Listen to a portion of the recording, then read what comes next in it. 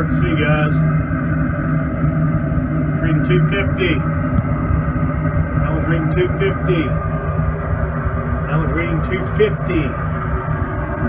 And that one's reading 250. Meat Slinger, guys. 36-inch tall upright. I've got more butts I'm putting on. I actually just put these on. I've got 5 more going on there. You gonna close the door, son?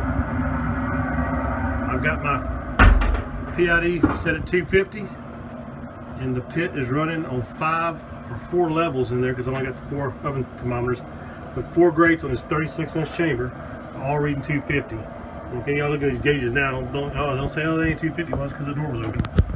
But inside is where your accurate gauges are, and that is the Meat Slinger, guys, with our PID cut. I'm gonna let these things cook all night.